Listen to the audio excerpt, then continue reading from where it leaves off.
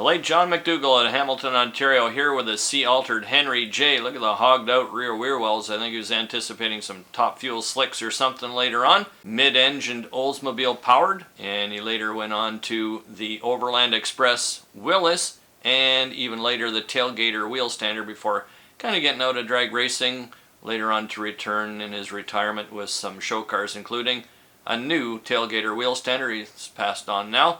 The late John McDougall. Johnny was a great guy. He was always very into what I was doing as far as nostalgia stuff goes. Always willing to help, always willing to show up with his truck and his huge display. I had a few great evenings sitting in his garage listening to the stories. I miss John greatly. He was quite the guy. Well, what do we say about this one? The late Doug Rose passed away very recently, still driving this type of vehicle. He barnstormed for decades and decades with this jet-powered machine. That is our very own Neil Armstrong sitting on the front, as was part of the show back then. Doug would have Broadway Bob Metzler and a few other famous jet people sitting on it while he did his burner pops and stuff. This is around about 2000, I'm thinking, at Cayuga. Robert C. Clark Plumbing, the V-Stock Automatic 283 two-barrel. Bob told me he won more money with this car than he did with his full-time job as being a licensed plumber, winning often as much as $400 a week when his regular pay would be in and around the $200 mark. And he's recently in the Canadian Drag Racing Hall of Fame. Bob has always had very, very nice cars. Both grew up in Dundas, Ontario, so he was kind of the local hot guy.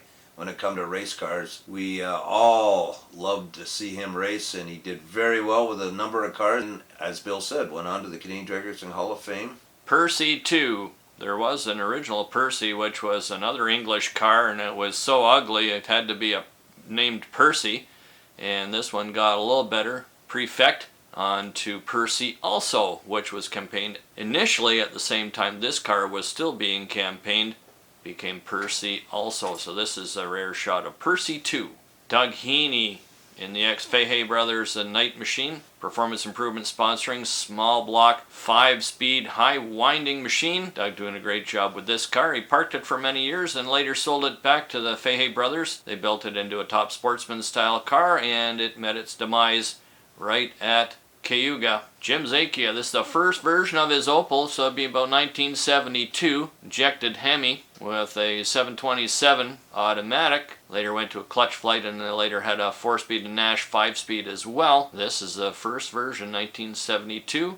I love the wheel tire combination. The photo looks a little grainy because it is. It's one of the nicest ones I have of this car. Here we are. I love this shot. This is a pit shot from San Air, one of my favorite places, 1975. Gap and Roush 4-door taxi. Going for a warm-up pass around the pits. Quite the place, San Air. We miss it dearly. Camille Theroux out of Parkdale High Performance. Many time record holder. All kinds of class race wins with this car. Been protested numerous times, was never found to be illegal. The car still survives today. It's down in the States and still being campaigned as a stalker even today. Class car, class guy. Bob Beezer, one of our heroes, and this was his last grasp at something very high-end. There's a lot of money in this car, this 40 Willys. He had, as you can see, a big Donovan in there with all the best parts and pieces. Never campaigned it too long. Got very squirrely quite a bunch of times. And he sold it to Rocky Pirioni, who races it now. It's candy red and still can be found racing on the Gasser circuit. This was shot at the 1996 Niagara Reunion, that wintry day. This is Dom Palmer, says Engineered Racing on the door. This is a famous car, the ex-Dick Lower Stampede car. It was a pro stocker in 71.